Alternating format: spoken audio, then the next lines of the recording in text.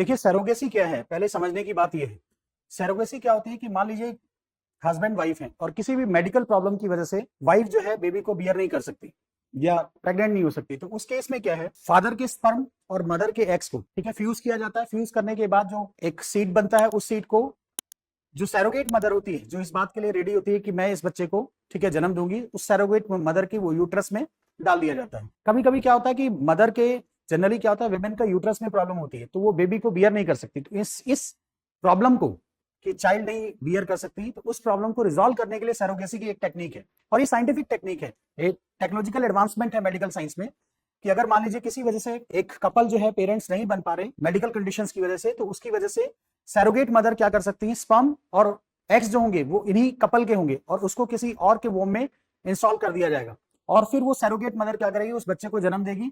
लेकिन biological father और mother यही दोनों कपल होंगे, और 9 मंथ के बाद वो उसको डिलीवर कर देगी और फिर ये बच्चे को पालेंगे। तो सैरोगेसी, और ये सैरोगेसी ऐसा नहीं कि बहुत सारे सेलिब्रिटीज हैं जैसे करण जौहर है या आपके ठीक है तुषार कपूर हैं, एकता कपूर हैं, शिल्पा शेट्टी हैं, इन सब ने भी सैरोगेसी को प्रैक्टिस किया है, सैरोगेसी को यूज किया है। ठीक है, इवन शाहरुख खान के तीसरे बेटे के लिए भी बोला जाता है कि जो तीसरा उनका सन है वो भी सैरोगेसी के थ्रू किया गया है। अब जैसे सिंपल सी बात है, मान लीजिए कोई सिंगल वेमेन है, अगर वो चाहती है सैरोगेसी के थ्रू एक बेबी को, तो उस केस में क्या होगा कि उनके एक्स को ठीक है लिया जाएगा, और प्लस किसी भी डोनर, क्योंकि स्पर्म डोनर भी होते हैं, तो स्पर्म से उसे फ्यूज कराया जाएगा, और फिर जो एक यूट्रस जो दूसरी लेडी होगी जिसमें जो सैरोगेट मदर जिसको बोलते हैं, उसके यूट्रस में उसको इंस्टॉल कर दिया जाएगा या उसमें सीड को उसमें इंजेक्ट किया जाएगा, और फिर उसके बाद वो बेबी को बर्थ देगी। इस तरह से इसको यूज किया जाता है। अभी इशू क्या है कि रिसेंट में अगर देखें तो एक केस आया है जिसमें एक 38 ईयर ओल्ड डाइवोर्स विमेन है जिसने सैरोगेसी के थ्रू रिक्वेस्ट की है कि सैरोगेसी के थ्रू मैं चाइल्ड को जन्म देना चाहती हूँ या चाइल्ड को बियर करना चाहती हूँ। अब बात यह है कि उनके साथ एक प्रॉब्लम थी, हिस्टेरोएक्टोमी बोलते हैं उसमें, कि उनका यूट्रस रिमूव कर दिया गया था, और यूट्रस 2012 में रिमूव किया गया था, जिसकी वजह से अब क्योंकि यूट्रस को रिमूव कर दिया गया तो अब वो बेबी को बियर नहीं कर सकते। अब उनके पास सैरोगेसी के अलावा दूसरा कोई ऑप्शन नहीं।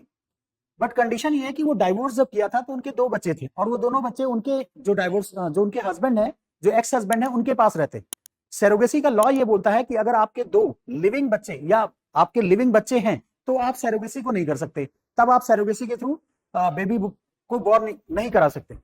तो ये सबसे बड़ा इशू है, ये केस चल रहा है। इस केस में देखिए लीगल बेसिस क्या है रिजेक्शन का, सेक्शन 4 सबसेक्शन 3 और सबसेक्शन ए कहता है सरोगेसी का रेगुलेशन है, surrogacy allowed only if the intending women और couple does not have a surviving child. लेकिन इस केस में देखा जाए तो इसमें 38 की एज की जो विमेन है उनका सर्वाइविंग चाइल्ड है, तो इस केस में अलाउड नहीं हो सकता। एक्सेप्शन क्या है, एक्सेप्शन जब ही हो सकता है जब suffering from a life threatening disease, कि जो एग्जिस्टिंग चाइल्ड है, जो अभी जीवित बच्चा है आपका, उसको लाइफ थ्रेटनिंग डिजीज हो या मेंटल, दूसरा क्या है कि सर्टिफाइड फिजिकली और मेंटली चैलेंज हो। लेकिन ये 38 की जो विमेन है इनके दोनों बच्चे ठीक है, ना तो वो मेंटली फिजिकली अनफिट है, ना ही ऐसा कुछ उन्हें लाइफ थ्रेटनिंग डिजीज है। बट क्योंकि इनका डाइवोर्स हो चुका है और इनका यूट्रस भी निकाला जा चुका है, तो अब ये बेबी बियर नहीं कर सकती, इसलिए ये चाहती है कि मैं एक सैरोगेट मदर को हायर करूं और फिर एक सैरोगेसी के थ्रू एक बेबी को बर्थ दूं, या सैरोगेसी के थ्रू मेरे पास भी एक बेबी है। केस ये है, पॉइंट यहां ये आता है कि सैरोगेसी एक्ट 2021 में अगर हम देखते हैं तो सैरोगेसी है क्या, women bearing a child for intending couple. अब यहाँ पे जो सेक्शन दिया हुआ है ना, सेक्शन 2Z, इसमें बोलते हैं इंटेंडिंग कपल। अब यहाँ पे देखिए ये विमेन जो है इंटेंडिंग कपल नहीं, इंटेंडिंग विमेन है। सो कोड इस चीज को लेकर है कि सैरोगेसी इंटेंडिंग विमेन के लिए ठीक है या इंटेंडिंग कपल के लिए होनी चाहिए। सो इंटेंडिंग कपल की बात की जाती है, married couple with medical indications, जिनके मेडिकल में कोई दिक्कत हो। इंटेंडिंग विमेन क्या होते हैं, इंडियन विडो और डाइवोर्सी जो 35 से 45 ईयर्स तक है। सो इंटेंडिंग सरोगेसी के लिए उनको अलाउ किया जा सकता है। हाई कोर्ट की ऑब्जर्वेशन क्या है, larger legal issue whether the term surrogacy under the act includes intending women और ओनली इंटेंडिंग कपल। तो यहाँ पे सबसे बड़ा लीगल इशू ये है कि जो सरोगेसी को अलाउ किया गया है वो इंटेंडिंग विमेन के लिए है या इंटेंडिंग कपल के लिए, इसको डिसाइड करना है। कॉमर्शलाइजेशन सबसे बड़ा इशू ये है कि अगर इसको हम अलाउ कर देते हैं, बहुत ज्यादा अलाउ कर देते हैं, या इस पे कोई सैंक्शन नहीं लगाते, रेगुलेशन नहीं लगाते, तो इसका कॉमर्शलाइजेशन शुरू हो जाएगा। बहुत सारे लोग ऐसा करेंगे कि वो बेबी को बर्थ ही नहीं देना चाहते, वो सैरोगेट मदर के थ्रू कराएंगे। सो हाइपोथेटिकल सिनेरियो क्या है, unmarried couples opting for surrogacy, unmarried couples होते हैं वो सरोगेसी के लिए ऑप्ट करेंगे। लेटर सेपरेटिंग कुड क्रिएट, अगर मान लो अनमैरिड कपल है, दोनों अनमैरिड हैं, उन्होंने शादी नहीं की, अब उन्होंने सोचा कि हम बच्चे जो पैदा करेंगे वो सैरोगेसी के थ्रू करेंगे, बाद में वो अगर अलग अलग हो गए तो उस बच्चे का भविष्य क्या होगा, चाइल्ड राइट्स का इशू आ जाता है। सो प्रॉब्लम इसमें चाइल्ड के राइट्स को भी कंसीडर करना है, ठीक है, पेरेंट्स के राइट्स है बट चाइल्ड के भी राइट्स है। Rights of child not just the right of women, right of women तो है बट चाइल्ड का राइट को भी कंसीडरेशन करना है। ऐसा ना हो कि बाद में वो चाइल्ड को डिनाई कर दे कि हम इस चाइल्ड को पालेंगे नहीं, तो फिर क्या होगा। सो इसलिए इंटेंडिंग कपल होने चाहिए या फिर इंटेंडिंग विमेन हो।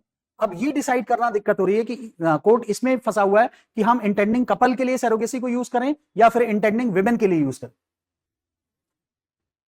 Supreme court bench of justice, supreme court की एक बेंच है जस्टिस बीवी नागरत्ना एंड उज्जवल भुवन जी की, जो ऑलरेडी इस बात पे हियरिंग चल रही है कि right of unmarried and single women, कि अनमैरिड और सिंगल वुमेन है तो उसके राइट्स क्या होने चाहिए, क्या वो सैरोगेसी को अवेल कर सकते हैं या नहीं कर सकते, इस चीज को ध्यान में देना है। हाईकोर्ट डायरेक्शंस क्या है, एडवाइस क्या किया है, approach to supreme court in the pending matter. ये जो पेंडिंग मैटर है, इस लेडी को बोला कि आप सुप्रीम कोर्ट जाइए, वहां से डिसाइड करवाइए क्या है, क्या करना है, इस केस में क्या होना चाहिए। कंक्लूजन देखिए इसमें, बॉम्बे हाई कोर्ट अर्जन the pleas sine die indefinite तक उसको खत्म कर दिया है प्ली को, और यूनिफॉर्म नेशनल लीगल इंटरप्रिटेशन की बात है। अब यहां जो लीगल इशू फंसा हुआ है ना सेम, कि सैरोगेसी का जो एक्ट है वो इंटेंडिंग विमेन के लिए होगा या इंटेंडिंग कपल के लिए होगा, ये डिसाइड करना है। अब ये सुप्रीम कोर्ट जो भी डिसीजन लेगी वही फाइनल माना जाएगा।